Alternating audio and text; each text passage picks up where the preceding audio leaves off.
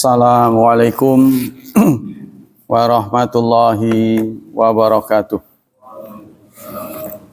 Innal hamdalillah nahmaduhu wa nasta'inuhu wa nastaghfiruh wa na'udzu billahi min syururi anfusina wa min sayyiati a'malina. May yahdihillahu fala mudhillalah wa may yudlil fala hadiyalah. Asyhadu an la ilaha illallah wa asyhadu anna Muhammadan abduhu wa rasuluh la nabiyya ba'dah. Allahumma salli wa sallim ala nabiyyina Muhammad sallallahu alaihi wasallam wa ala alihi wa sahbihi wa man sara ala nahjihi ila yaumiddin, amma ba'd. Ayo ikhwah, kita lanjutkan kajian tafsir masih di surat 9 At-Taubah. Kali ini ayat ke-56 dan 57.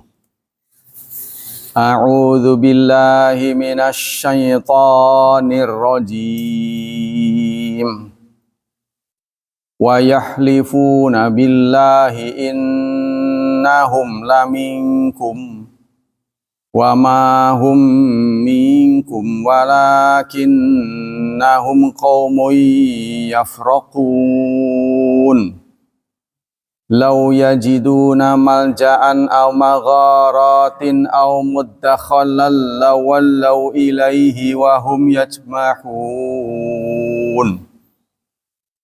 Wa yahlifun, dan mereka bersumpah. Apa isi sumpahnya? Billahi, demi Allah. Jadi kata bi setelah yahlifun atau uksimu ya. La uksim bimawa bi, ada bi itu artinya demi, bukan dengan ya. La uksimu bimawa ki'in nujum itu kan setelah uksimu. Nah, sama dengan yalifun. Baknya itu kalau dalam bahasa Arabnya itu ba qasam, artinya sumpah. Dan mereka bersumpah demi Allah. Apa setelah demi Allah? Innahum laminkum. Sungguh mereka, nah ini kembali lagi, la di sini bukanlah artinya tidak. Ya, tapi artinya penegasan, justru niscaya atau sungguh, sesungguhnya mereka, sungguh jadi double. Innahum sudah sungguh, laminkum sungguh lagi. Jadi artinya sungguh-sungguh di Indonesia kan. Ya. Dan mereka bersumpah demi Allah sungguh-sungguh itu. Ya, mereka itu bagian dari kamu. Tapi kalau kita baca lanya panjang itu jadi tidak. Padahal ini artinya kan iya, kenceng pisan itu kan. Jadi kalau dibaca la panjang, innahum laminkum, artinya mereka bukan dari kamu. Jadi beda itu, beda panjang pendek itu menentukan arti. Innahum laminkum, sungguh-sungguh mereka laminkum, dari kalian, bagian kalian ya. Jadi mereka bersumpah bahwa mereka itu kawan kita. Nah, lalu Allah menegaskan wa ma hum minkum, padahal mereka bukan kalian. Allah yang memberitahu. Ya, lahiriahnya menunjukkan mereka berkawan, tapi sesungguhnya mereka lawan. Walakinnahum, akan tetapi mereka qaumun, kaum yafraqun, kaum yang penakut, pejitet gitu. Ya, pejirih, kaum penakut. Apa bukti penakutnya? Lau yajiduna malja'an, kalau, ini kalau, mereka menemukan malja'an, tempat berlindung, au magharatin, atau gua-gua, au muddakhalan, muddakhalan itu arti mana asalnya tempat masuk. Dakhala yadkhulu mudkhal ya, tempat masuk apa saja, ruang apa saja. Leng, liang, lorong, gang sempit, itu muddakhal. Lawallau, niscaya mereka akan ngudag ilaihi ke sana. Jadi kalau mereka temukan tempat berlindung, saking takutnya, apa saja dimasuki. Walaupun tempat itu tidak layak. Wahum yajma'un, niscaya mereka akan pergi ke sana dalam keadaan cepat. Ya, ngudag, yajmah. Yajmah di sini artinya apa ini? Yusri'un, bersegera. Ibnu Katsir menyatakan, qala Ibnu Katsir, yukhbiru Allah Ta'ala nabiyahu salawatullah wa salamu alaihi an jaz'ihim. Ibnu Katsir mengatakan Allah memberitakan lewat ayat ini kepada nabinya tentang galaunya mereka, wa faz'ihim dan paniknya mereka, wa farqihim serta larinya mereka, wa hal'ihim serta kacaunya mereka. Ya. Saking kacaunya, saking nggak tahu suasananya sangat apa itu. Karena isi hati mereka dibongkar, ketahuan. Ya, jadi mereka begitu. Wa yahlifun, nah, maka mereka untuk mendapatkan pengakuan lagi bersumpah. Ya, kalau di zaman kita Islam lemah nggak terjadi. Ini terjadi ketika Islam kuat. Mereka masuk ke dalam kita tapi mencari manfaat. Ketika Islam kuat, Allah membongkar bahwa mereka sebenarnya bukan teman kita, tapi lawan di dalam kita. Musuh dalam selimut bahasanya. Itulah munafik ya. Mereka bersumpah demi Allah bahwa mereka bagian dari kamu. Yaminan, muakkadatan, dengan sumpah yang kuat. Wa ma hum minkum, padahal mereka bukan bagian dari kamu, tapi mengatakan padahal ini dari Allah, bukan kita. Walakinnahum, akan tetapi mereka kaum ya, yang diinggriskan dengan komunitas. Itu berasal dari komunitas. Komunitas yafraqun fa huwa alladhi hamalahum ala halaf. Ya, kaum yang yafraq, penakut. Wa fahuwallazi hamalahum ala halaf, karena mereka takut itulah mereka bersumpah supaya mendapat dukungan dan ketahuan sumpah baik kita mah batur sir, begitu saking takut. Lau yajidun malja'an, kalau mereka menemukan tempat berlindung, hisnan yatahassanu dabi, artinya tempat perlindungan yang mereka bisa pakai, wahirzan yataharrazu, atau wadah yang mereka bisa masuki, ruang ya kata bahasa kita. Au magharat, atau gua. Gua itu kan tempat asing, jarang dikunjungi. Itu pun mereka akan masuki. Saking malunya gitu. Ya, ini bahasa malu kan. Jadi kehilangan muka ya kalau bahasa kita. Kehilangan muka. Kalau bisa mereka menyembunyikan mukanya kemana kayak gitu. Ya, ini dilambangkan dengan tempat berlindung, gua, au muddakhalan, atau tempat masuk. Kata mudkhal ini kita juga ingat Rabbi ja'alni muqim mudkhala sidqin kan, mudkhal. Ini sama dengan ini. Cuma di sini muddakhalan, yang bisa dimasuki. Wa huwa sirbu fil ardi, yaitu lorong yang ada di bumi. Wa nafaq, qala dzalika fi tsalatsah Ibnu Abbas wa Mujahid wa Qatadah. Begitulah pendapat yang mengatakan muddakhalan itu lereng, luang, liang, lorong ya, leng bahasa Jawanya. Kalau ada leng itu kan buat binatang. Saking sempitnya, kalau bisa mukanya taruh di situ, saking malunya. Jadi ini sudah membayangkan saking malunya karena dibongkar oleh ayat ya. Lawallau ilaihi, mereka akan ngudag. Lawal itu lari terbirit-birit.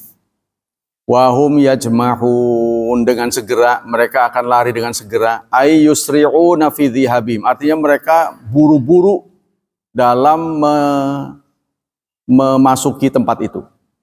Li'anahum innama fi khalitunahum kurhan la mahabbah, karena mereka bergaul dengan kalian sesungguhnya nggak suka. Ya. bukan karena cinta. Mereka berdekatan dengan kaum muslimin itu bukan cinta, tapi sesungguhnya menyimpan dendam.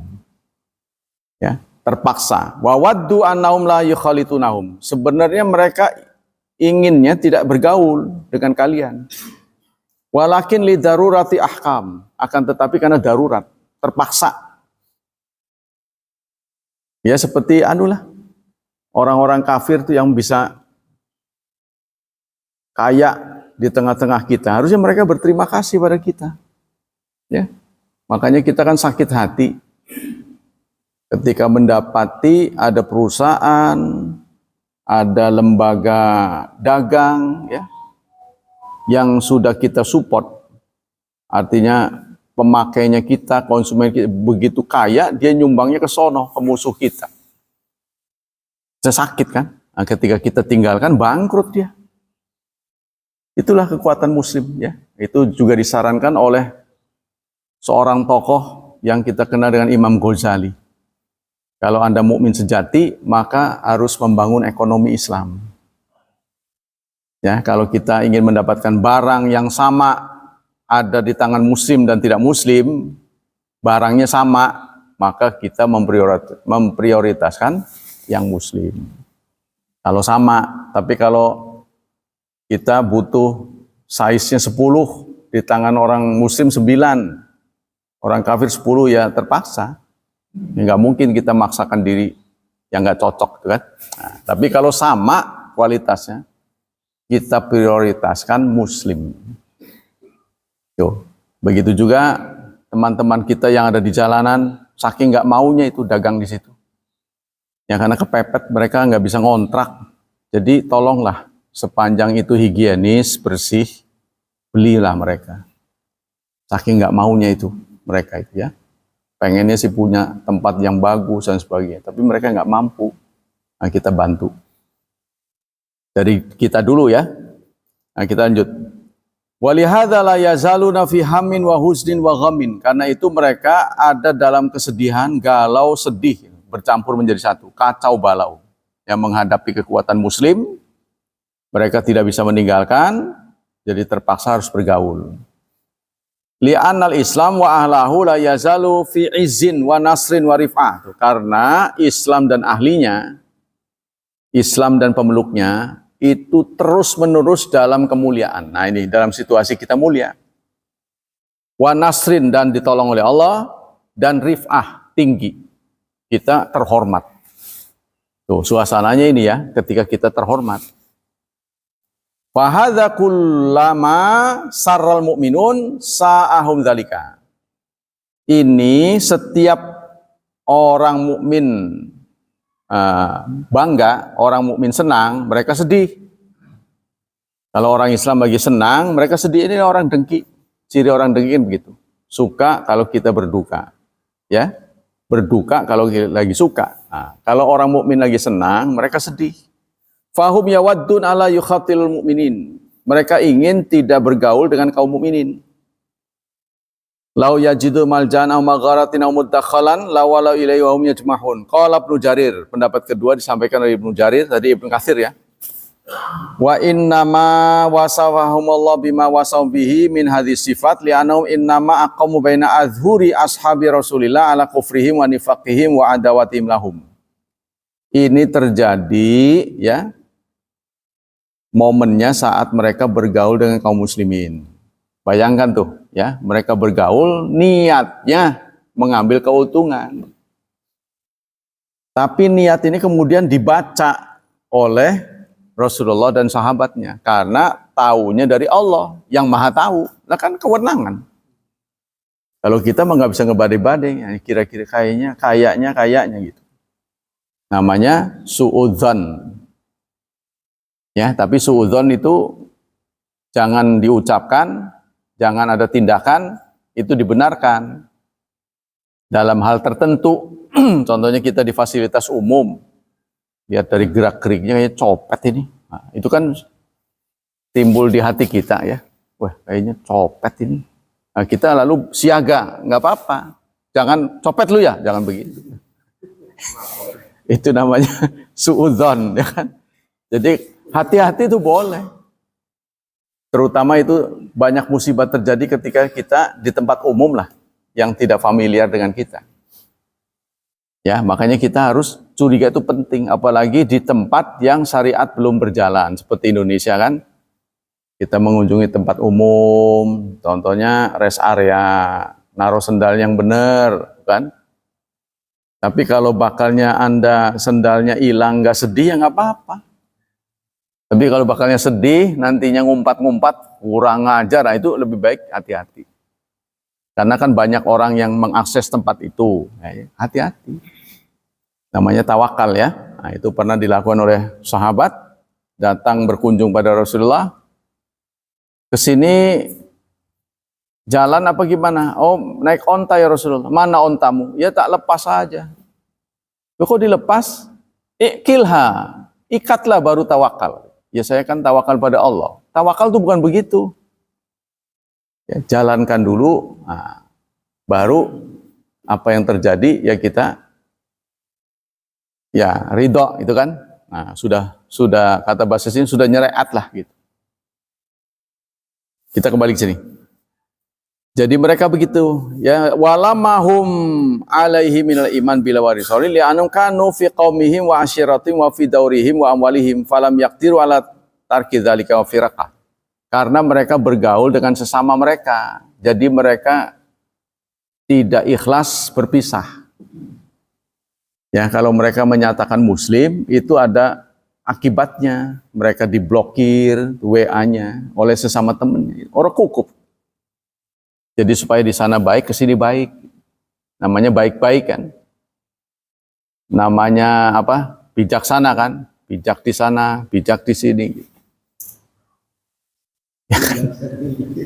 Iya. Maunya begitu. Ya, karena Islam tuh belum populer. Tapi begitu Islam udah jaya malah lain lagi. Semua daftar.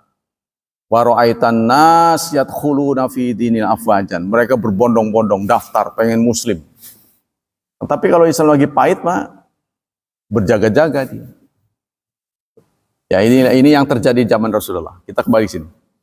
Fasona'ul qauma bin nifaq, maka mereka bersandiwara. Sona'u bersandiwara dengan memperlihatkan kemunafikan. Kalau orang biasa mah bukan Rasulullah, nggak kebade. Tapi Rasulullah kan berhubungan dengan yang maha tahu. Tuh. Susah lah dilawan. Gimana? Berhubungan dengan yang maha tahu, ketahuan sudah. Wah, ketahuan. Pura-pura alasan, beralibi ya. Wong kita nih. Bahasa sini.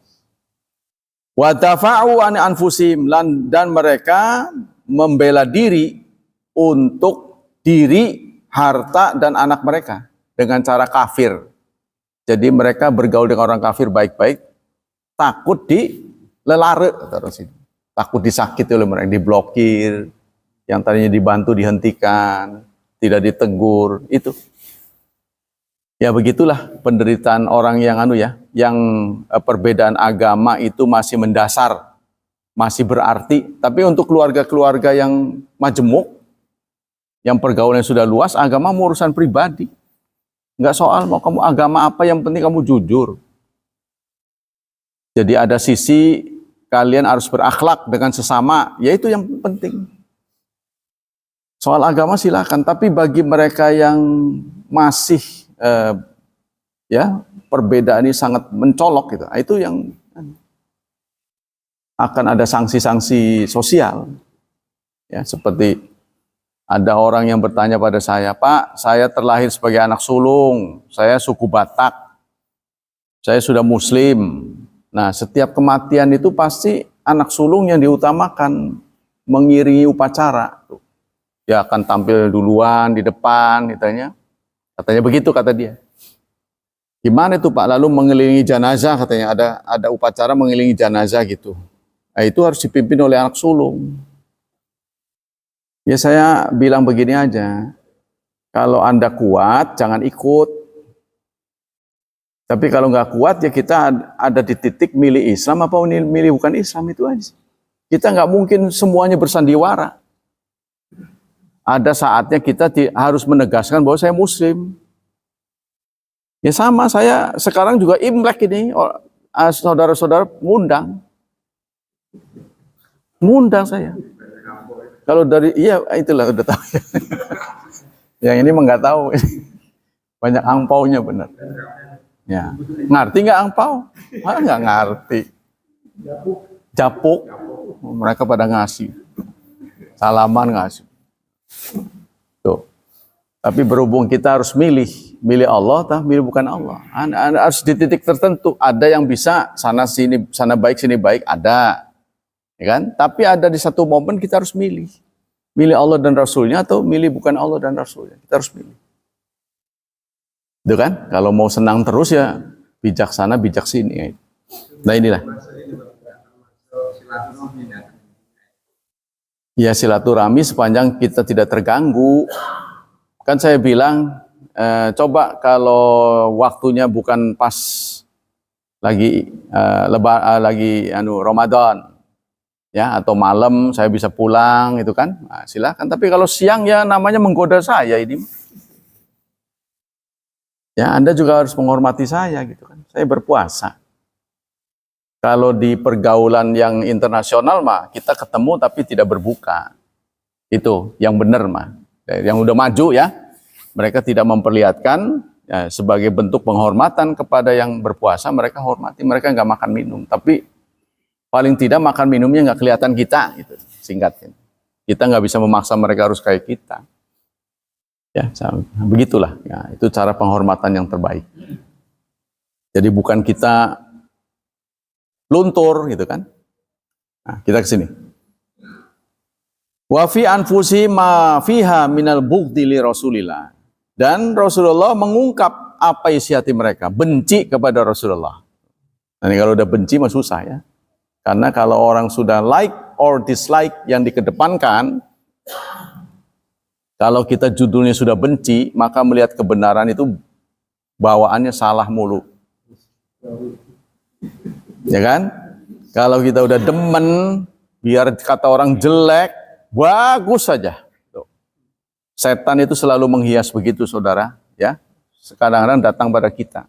Sebelum resmi menjadi istri, cakep aja bahasanya. Gak ada salah. Ya kan? Pulsa belum habis kita isi. Neng, tanggung jawab mas itu kan. Isi lagi. Tapi udah resmi, biar udah tekor juga nggak isi-isi. Nah, itu. Dulu sebelum resmi dibawa kemana-mana, piknik dibiayai. Sesudah resmi, jarang dibawa. Alasannya macam-macam, dibungkus dengan agama. Sebaik-baik perempuan di rumah itu. Padahal itu membela dirinya. Iya memang itu benar. Ya, tapi dia ada tujuan tertentu. Sebaik-baik nih Rasulullah bersabda. Dulu nggak pernah disebut. Sebaik-baik perempuan di rumah. Giliran ke pasar, istrinya yang suruh ke pasar. Tuh, gitu kan? Ar-rijalu qawwamun. Rijal itu qawwam. Kuat daripada perempuan. Jadi pekerjaan-pekerjaan yang berat harus kita. Melahirkan juga kalau bisa gantian kita. Cuma kan nggak bisa. Ya, menyusui kan nggak bisa. Walaupun dipencet-pencet nggak bakal keluar. Nah, kita bantu selain menyusui, jadi tidak ada jenis kelamin itu, yang namanya nyuci baju tidak berjenis kelamin. Ini mah tugasmu, kita mau makan enak tugas kita. Nah, jangan begitu ya, itu namanya cinta. Cinta itu selalu satu paket dengan pengorbanan. Ingat tuh, cinta dibuktikan dengan pengorbanan. Kalau kita cinta pada Allah, tapi kita malas ke masjid, ya cinta Anda diragukan, ya, iya palsu, cinta palsu, ya, falsafat cinta juga begitu. Anda cinta mobil, contohnya, seneng banget, pasti kan dilus-lus. Pertama nyuci pakai air minum, gitu kan, aqua, ya kan. Kalau cinta binatang hias, burung apa segala, makannya istimewa. Kasih buah, kita aja jarang minum, jarang makan begituan. Buahnya apel, melon, kita aja jarang. Kita timun mulu itu kan. Tapi dikasihnya gitu kan. Nah itu kotorannya kita singkirin gitu kan. Itu cinta itu begitu, wajar. Kita kembali ke sini. Qala Ibnu Asyur fil ayat jilalatun an ikhtilafil khuluq mani'un minal muwasalah wal muwafaqah. Ini bagus sekali ya. Ungkapan Ibnu Asyur. Kata beliau, ayat ini menjadi petunjuk saudara bahwa akhlak yang buruk ini menghambat muwasalah, menghambat silaturahmi. Kalau Anda akhlaknya jelek, jangan harap punya teman. Nah, gitu singkatnya. Ini bahasa anunya, bahasa Ibnu Asyur. Ayat ini menjadi petunjuk ikhtilafil khuluq, akhlak yang buruk, mani'un, menjadi penghalang minal muwasalah, dari silaturahmi. Orang pada nggak mau, nyebelin. Malah kalau dia datang kita pergi. Alasannya mau kemana, alasannya macam-macam. Ya, meninggalkan majelis. Nah, tapi kalau ada Anda orang itu datang, berbahagialah. Berbahagialah. Berarti Anda disukai banyak orang. Tinggal bimbing orang-orang itu menjadi baik. Gampang itu, ya. Anda menjadi kunci kebaikan. Nah, yang tadinya nggak lempeng jadi lempeng tuh. Maka orang-orang seperti ini jarang. Ya, Anda menjadi kunci. Jadi kalau Anda tipe orang yang mudah bergaul, termasuk dengan orang jahat sekalipun, wah itu bagus sekali. Ya, tinggal Anda poles tuh, yang jahat jadi baik. Saya ngomong susah, nah, Anda yang ngomong, bla bla, didengar sama dia. Ya, mewarnai, ya, jangan ditinggalkan tuh akhlak. Berakhlak dengan orang senang sama Anda, berarti Allah memberikan kemampuan pada Anda. Nah, kemampuan ini itu namanya anugerah. Ya, sering terjadi pada sektor perdagangan. Itu saya sebut loh, kalau di Bandung itu ada martabak. Saya lupa namanya, California apa itu. Orang kalau beli ngantri sampai dikasih tiket. Kasih tiket Pak, kalau datang kasih kupon.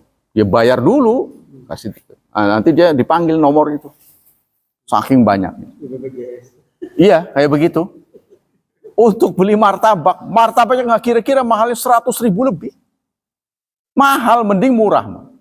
Kalau murah banyak yang datang kita nggak heran. Tapi kalau mahal, banyak yang datang. Nah, bapaknya sudah tua. Ini cerita ya. Saya ingin menyampaikan bahwa fadlan, anugerah Allah itu diberikan pada berbagai sektor, dalam perdagangan sekalipun. Bapaknya sudah tua, dia sudah tidak meracik lagi, tapi dia sering datang berkunjung, nengok sama yang konsumennya, senyum-senyum. Dia mudah ngajak ngobrol, panjang lebar ngajak ngobrol. Strategi itu sangat mujarab sekali. Ada seorang haji ya, buka makanan lesehan. Dari mana Pak? Jangan galau, di sini kita bergembira. Dia dongeng, suruh orang pada ketawa. Itu justru orang senangnya begitu. Suatu saat dia nggak ada, dicari mana Pak hajinya. Walaupun makanannya sama, bukan dia yang meracik. Nah ceritanya, si martabak ini yang punya ninggal. Tadi tuh bapaknya. Padahal dia sudah tidak meracik. Anaknya tetap, tapi jadi sepi. Tuh, itu satu bukti. Ya, bahwa ada orang yang datang ke satu tempat karena orang. Bukan karena makanan, kepengen dengar suaranya. Apalagi Anda bisa bayangkan Rasulullah ya. Anda bisa bayangkan nggak kalau tokohnya itu Rasulullah. Jadi kan sampai dia mengungkapkan sendiri ya, bahwa kami sahabat ini ya Rasulullah, kadang-kadang datang kangen, nggak buku-buku kangen. Kalau itu sudah datang, kami tinggalkan semua pekerjaan dan kami berusaha mencari tahu di mana keberadaan engkau. Nah Rasulullah nggak kebayang kalau nanti di akhirat nyarinya bagaimana, kata dia itu. Sampai itu sudah membayangkan begitu. Ya, jadi sangat dihormati, sangat dikagumi. Nah, itu ya. Kita kemudian beralih ke hadis, ke ayat selanjutnya. Ayat yang ke-58. Wa minhum may yalmizuka fis sadaqat, dan mereka mencelamu dalam sedekah. Sedekah ini bentuk jamaah dari sedekah-sedekah. Jadi sedekah-sedekah yang dibagikan oleh Rasulullah kepada sahabatnya itu dikritik oleh mereka. Ya, karena ini masalah pembagian, pasti mereka kritiknya kurang gede, itu kan? Atau berpihak, nggak adil, itu pasti begitu. Karena sedekah-sedekah. Ada yang memberitahu saya, kalau gratisan mah semua orang juga daftar katanya.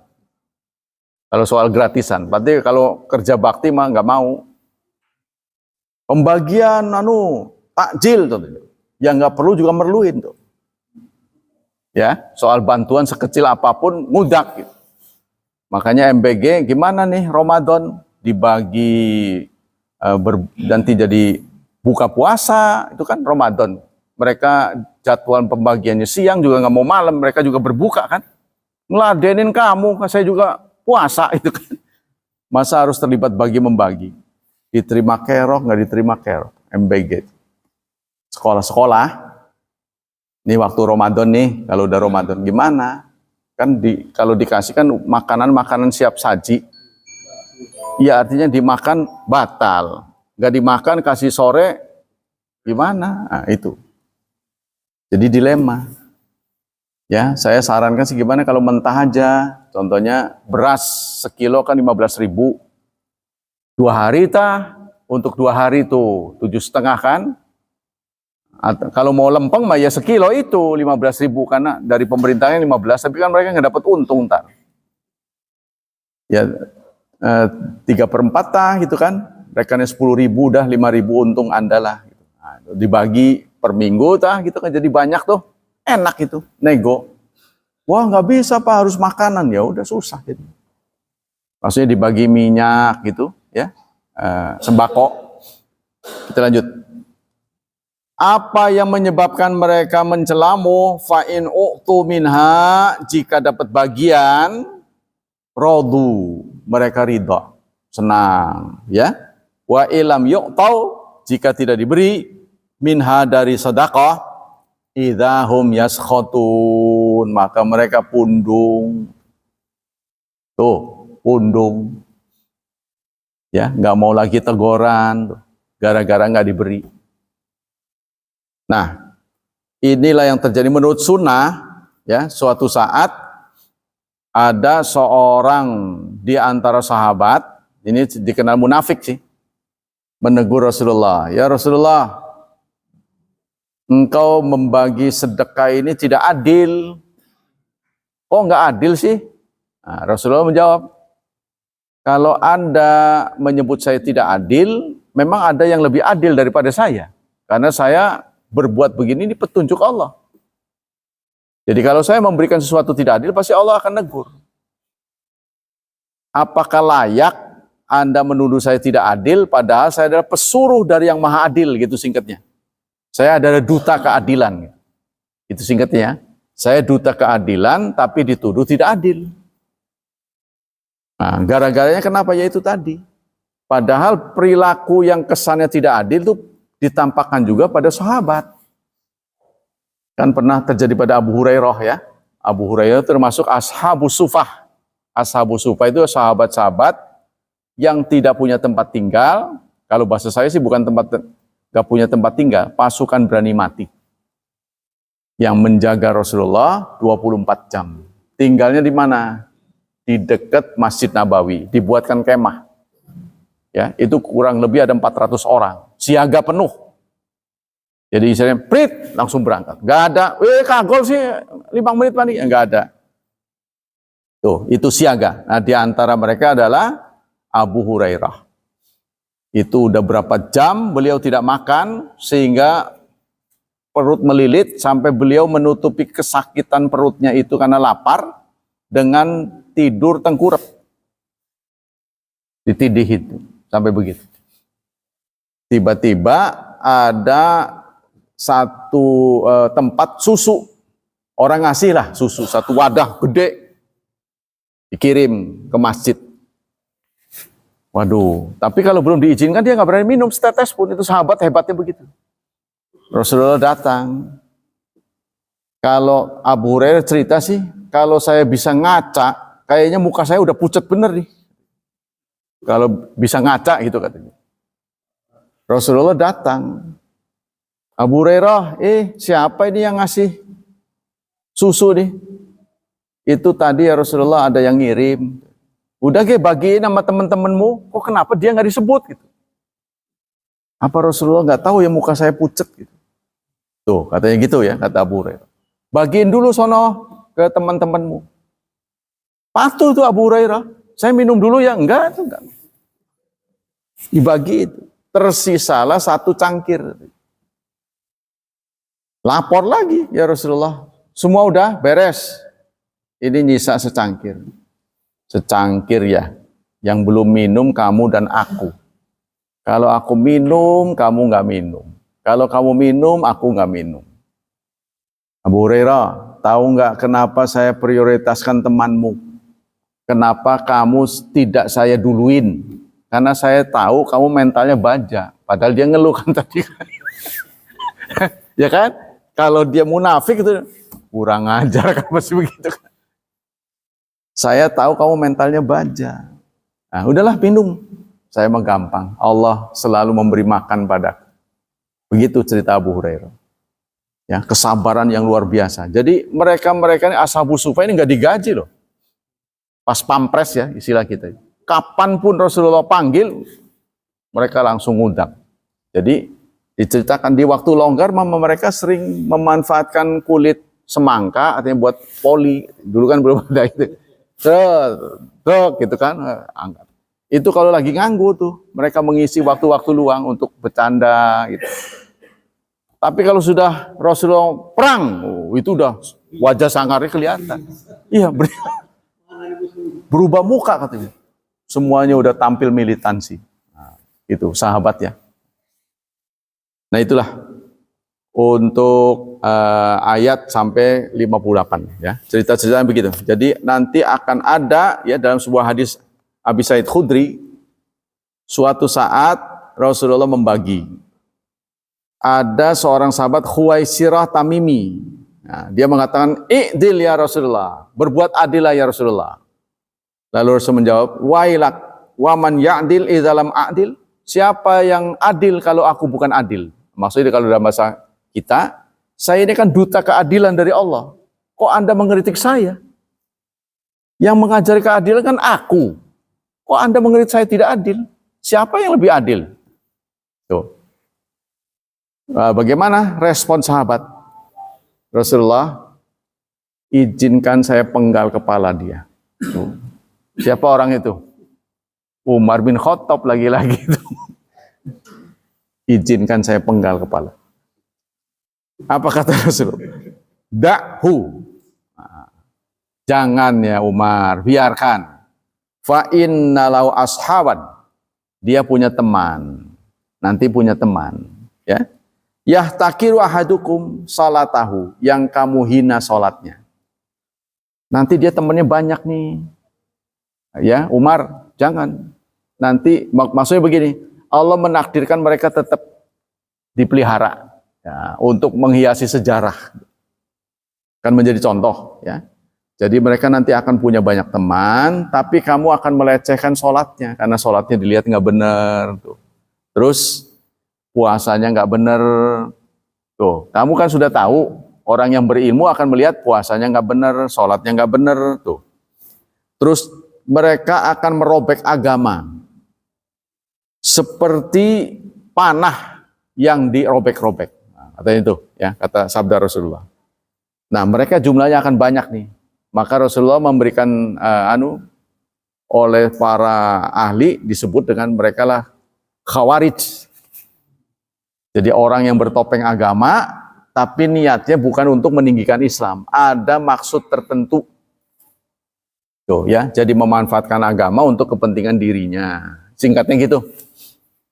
Itulah hadis terakhir dari ayat 58. Kita berganti materi.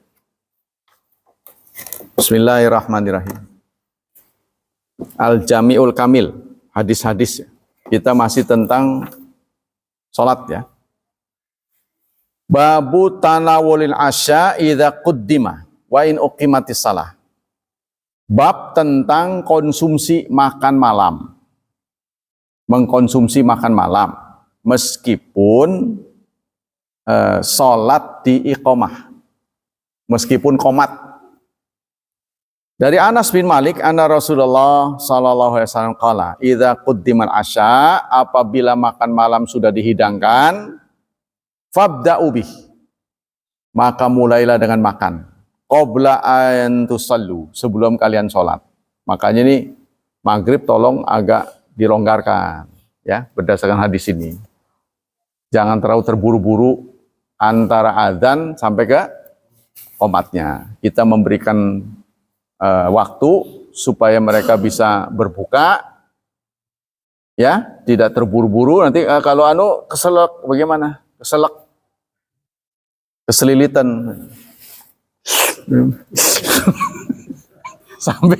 sambil baca Fatihah, kan nggak enak tuh, ya, gara-gara daging nyelip tuh, belum tuntas kan? Nah, itu tolong. Jadi kalau nggak berbuka juga salah, tuh kan? Kita diminta untuk cepat, kan? Tapi kalau sudah dihidangkan, mulailah qabla an tusallu salatal maghrib, sebelum salat maghrib. Wala tu'ajjilu ala an asyaikum, janganlah kamu tergesa-gesa dalam menikmati makan malammu. Nah, Rasulullah memberi petunjuk, jangan tergesa-gesa. Tapi kalau jangan tergesa-gesa menghabiskan waktu maghrib ya juga salah juga, ya. Kelandet gitu sampai makan kan dikunyahnya harus berapa kali tuh? Iya, harus nunggu begitu. Waduh lah, ya telat. Jadi kebiasaan. Kalau sesekali sih boleh, karena sudah dihidangkan, gitu kan? Jadi bagi-bagi waktu lah. Karena Anda harus tahu dari titik maghrib ke titik isya paling lama 80 menit. Paling lama itu selalu naik turun. Tapi maksimal 80 menit. Baik, kenal dulu dari titik maghrib, dari azan ke azan itu 80 menit. Nah, kita kan datang ke sini harus mempersiapkan apa? Tarawih, itu kan? Biasanya lebih tampil supaya dapat ruang kan? Lebih tampil. Nah, berarti kan waktunya udah berkurang. Terus kita harus berbuka puasa. Nah, berapa menit tuh? Tipe Anda berapa menit? Apa main ini aja, telan aja? Jadi pakai yang ada kuahnya, langsung leg. Itu nanti sakit perut.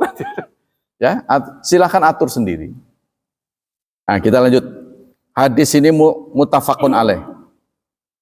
Kemudian wastadalat Tahawi bihadzi ziyadah anna nabiyya inama qusya bihadzal qaul as-suwam.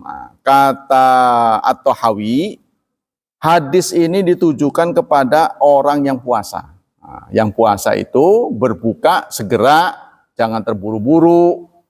Kalau makanan yang sudah ada, makan dulu. Tapi kalau belum ada, ya sholat dulu, paling sekedar membatalkan. Kan? Kalau membatalkan paling sebutir ganjil, ya.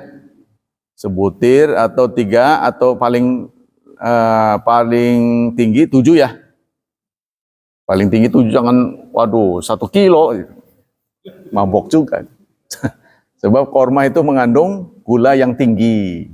Kan kita lagi kosong, ya, tubuh kita butuh gula. Yang nggak boleh itu kebanyakan. Bukan menghilangkan gula, bukan. Ingat, gula tidak selalu ada pada gula. Ya, kalau kita sudah usia begini, gula itu istilahnya salurannya akan mampet. Kalau gulanya kebanyakan, tubuh kita butuh gula. Tapi nggak boleh kebanyakan. Kalau kebanyakan nanti darahnya mampet. Nah, mampet ini jadi masalah nantinya, komplikasi. Yang kedua, kita harus pahami gula nggak selalu ada pada gula, tapi pada yang lain ada gula. Contohnya karbohidrat, apalagi pada gula, gitu kan. Maka di umur-umur kita segini ini, tolong dikurangi minuman bergula. Sebab tanpa gula, minuman gula pun yang lain sudah ada gula. Contohnya dalam kurma itu ada gula. Jangan terlalu banyak. Yang petunjuk Rasulullah itu 7 butir paling banyak. Ya, nah itu. Konon ada aturan tuh. Makannya juga jangan sekali dua diuntal, satu-satu katanya. Satu habis, makan lagi. Jangan satu comot 7, saya baru sekali katanya. Ya, jangan. Itu sunnahnya begitu. Jadi hadis ini oleh At-Tahawi ya dikatakan ditujukan kepada orang yang puasa. Wala ta'jilu an asyaikum. Begitu juga jangan terburu-buru dalam mengkonsumsi makanan. Jadi akibat terburu-buru, itu nanti ada orang yang akibatnya dibawa ke rumah sakit. Karena apa? Tenggorokannya kena duri, nyangkrek, nggak bisa nggak bisa dicabut. Ya, nah, jangan begitu ya. Jadi kita hati-hati, karena takutnya terburu-buru ya. Akibat terburu-buru. Dari Ibnu Umar qala Rasulullah sallallahu alaihi wasallam idza wudi'a asya ahadikum wa qimati salah fabda'u bil asya wala ya'jilu hatta yafragha minhu. Dari Ibnu Umar Rasulullah bersabda, apabila sudah disajikan makan malam. Nah ini, jadi makan malam itu asya, bukan isya, bukan. Kalau isya sholat, kalau asya itu makan malam. Jadi kebiasaan sahabat itu makan malam itu maghrib. Jadi ini mungkin menjadi contoh buat kita, makan malam terakhir itu harus maghrib. Maksud saya, kalau dari sisi kesehatan, kalau jarak Anda tidur dengan makan itu terlalu dekat, itu tidak baik. Sebab kan kita tidak mengeluarkan ya, istilahnya apa? Ya, tidak mengeluarkan energi buat istirahat. Jadi kurang baik. Jadi harus jaraknya agak jauh. Nah ini paling tidak itu maghrib. Jadi agenda makan-memakan sudah ditutup saat maghrib. Seperti orang berbuka. Jangan nanti makan lagi mau tidur pisan. Nah itu jadi tertimbun. Ya. Tapi kalau sahur mah iya. Sahur ada dibanyakin, jadi nggak ada alasan nanti lemas, nggak ada. Saya nggak sahur, jadi dimenangi walaupun Anda merasa kuat, ya paling nggak seteguk air katanya. Supaya mendapat barokah dari sahur. Kita lanjut. Dalam hadis ini Rasulullah melanjutkan, apabila wa idza wudi'a asya, apabila makan malam sudah disajikan dan sholat sudah dikumandangkan, fabda'u bil asya, mulai dengan makan. Jadi bukan mulai ke masjid, bukan, makan dulu. Kalau sudah disajikan, tapi jangan didramatisir. Jangan dibuat skenario. Disajikannya dekat mau berangkat. Kan. Supaya nyocokin hadis ini. Jangan, ini alamiah ya. Wala ya'jil hatta yafruqa, dan jangan tergesa-gesa untuk berangkat ke masjid sampai makananmu selesai. Tuh menurut sini. Jadi terkesan hadis ini meminta kita mana yang duluan nih, makan dulu apa sholat dulu. Nah, kalau makanan sudah siap, makan dulu. Tuh. Kalau menurut saya sih secara falsafah ya, secara akal lebih baik kita makan mikirin sholat daripada sholat mikir makan. Ya kan? Waduh, tadi jengkol ada sambal terasinya, waduh, mandanya lagi sholat, baca Fatihah, mikir gituan. Itu lebih buruk. Lebih baik kita sholat mikir, lagi makan mikir sholat. Tapi sebaiknya jangan jadi langganan itu dia. Wa kana Ibnu Umar yudawla ta'am. Suatu saat terjadi pada Ibnu Umar. Ya, beliau ini seorang ilmuwan ya. Waktu kamu salah, beliau sudah disajikan makan. Qad qamatis shalah, yang terjadi pada Ibnu Umar. Fala ya'tiya hatta yafragha. Tapi beliau tidak buru-buru ke salat. Makan aja, jojok makan beliau. Wa innahu la yasma'u qiraatal imam. Bahkan waktu makan beliau mendengar qiraat imam. Nah, udah jelas itu kan? Nah, ini gambarannya sudah jelas. Muttafaqun alaih. Jadi suatu saat dipandang oleh murid ini dalam momen yang lain, hadis yang lain, ada yang ngeritik, gale ulama ngajarin orang, tapi kok begitu? Keluar hadisnya, aku mendengar Rasulullah bla bla bla bla. Ada yang kritik, ngajarin orang suruh sholat cepat, gale makan, berhubung makan. Itu ya. Hawak baik tuh, orang salat tuh kan. Nah, dia keluar hadisnya. Jadi kalau lagi makan mah. Dari Aisyah radhiyallahu an, qala sami'tu nabiyya sallallahu alaihi wasallam qala. Dari Aisyah, beliau berkata, aku mendengar Nabi bersabda, idza wudiyal asya wa qimatis shalah fabda'u bil asya. Apabila makanan sudah dihidangkan dan salat diiqamah, ya, sudah qad qamatis shalah, qad qamatis, fabda'u bil asya, mulailah dengan makan. Jadi diajarkannya begitu, mulailah dengan makan. Jadi bukan sholat, ya. Tapi kalau kita memang gagal sholat di masjid, jangan gagal sholat berjemaah. Tuh. Memang nilainya berkurang, tapi nggak terlalu miring amat gitu ya. Nah, jangan sampai di rumah sholat sendiri, ya. Jadi istri menemani, itu paling tidak begitu. Jadi jangan sampai sholat udah nggak di masjid. Nah, akhir di rumah sendiri, itu lebih udah pas bener itu mah, standar. Minimalis ya. Hadis muttafaqun alaih. Dalam hadis yang diriwayatkan Muslim dari Muhammad bin Abbad, Sana Hatim, diceritakan oleh Hatim, dari Yakub, dari Mujahid, dari Ibnu Atiq, qala tahaddatstu ana wal Qasim inda Aisyah hadisan. Satu saat kami bincang-bincang hadis dengan Qasim dekat Aisyah. Nah, jadi Bunda Aisyah ini janda Rasulullah, juga menjadi guru besar ya. Menjadi guru besar. Jadi itulah sebabnya beliau diambil sebagai istri, karena ingatannya ya masih kuat ya. Banyak momen-momen bersejarah. Kadang-kadang seandainya kalau kita berandai-andai Aisyah tidak menjadi istri beliau, mungkin banyak momen urusan di dalam rumah yang kita nggak tahu.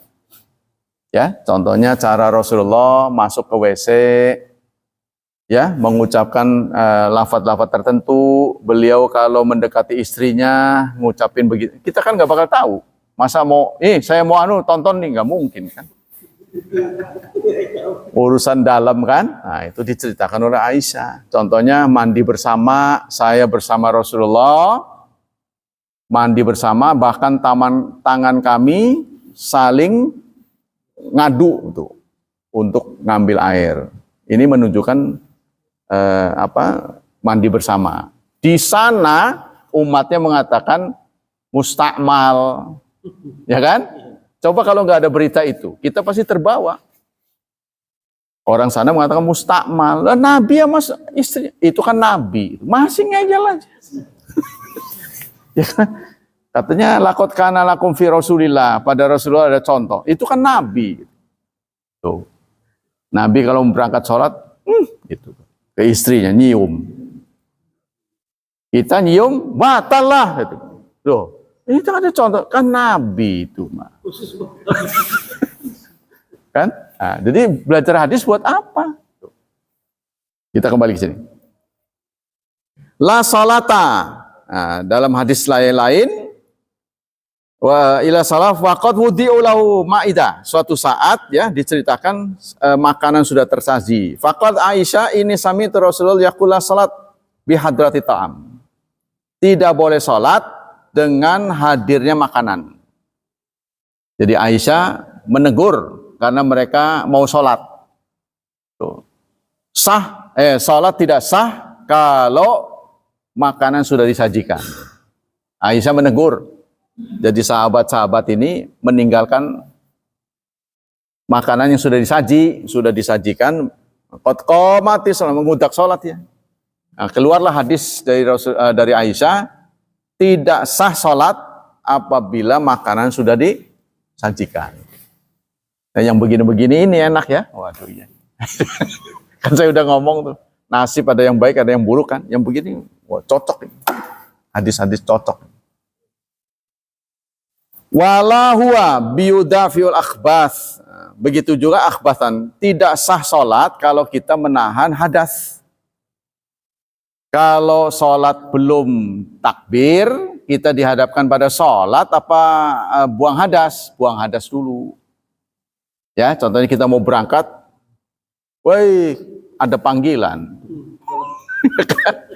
Udah. Makanya Anda jangan heran, orang masuk keluar lagi. Ada apa, Pak? Nih ada panggilan. Tuh, ada panggilan nih. Panggilan ini nih si perut ya kan. Nah, itu. Jadi kita utamakan menuntaskan hajat dulu daripada sholat nyurang-nyurang. Kan tidak sedap dipandang tuh, nyurang-nyurang. Kayak gitu kan. Jadi imam pisan dia. Alam nas. Pantesan keliru-keliru katanya nahan itu kan. Nah, itu sebaiknya begitu ya. Jadi ini aturannya sudah betul-betul maslahat buat kita. Rasulullah tidak, ajaran Islam tidak menyiksa kita ya. Membuat kita nyaman. Hadza idza kanat nafsuhu syadidatal tauqan ait ila ta'am. Tapi ada Imam Baghawi mengatakan ini terjadi apabila orang sangat lapar, masih begitu tuh. Masih menyulitkan, ya kan? Ini untuk siapa dulu? Enggak semua orang. Kalau perutnya masih kenyang, sholat dulu, ge. Nah, masih ini nih, masih mengandaikan. Ini untuk orang yang sangat lapar, butuh makan. Karena dia kalau sholat kan geder-geder tuh, katanya. Makan dulu. Tapi kalau orang yang udah ada isinya, ya sholat dulu lah. Wa kana fil waqti si'atan, dan waktunya luas. Ya benar juga sih, waktunya masih lega, ya habis waktunya masih panjang, nah silahkan Anda makan dulu. Tapi kalau udah mepet jangan. Jadi ada ketentuan begitu. Fa amma idza kana mutamasikan fi nafsi la yus'il ju'. Adapun kalau dia yakin, tuh ya, waktunya sempit dan dia tidak terlalu lapar, wala tunazil syahwat ta'am, dan dia tidak terlalu ngiler pada makanan itu, tidak kebayang-bayang. Ya, fala yujilu an ifai haqqis salah. Sebaiknya sholat dulu. Tuh. Jadi untuk orang tertentu ya, kalau sudah lapar kebangetan ya udah sholat makan dulu.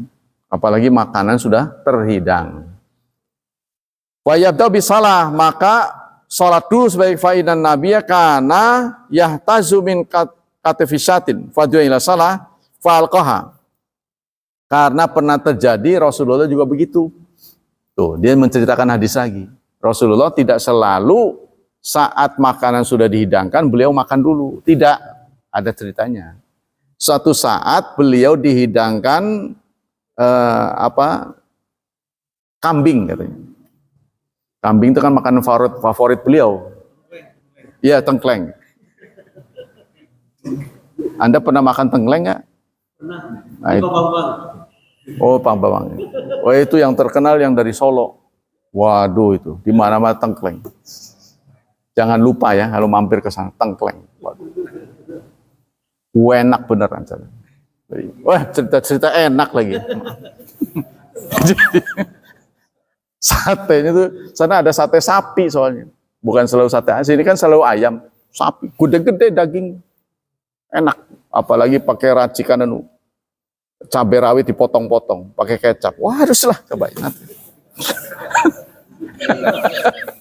Ya, saya pernah disajikan sama teman, wah luar biasa. Dia pilih satu tempat yang sangat terkenal.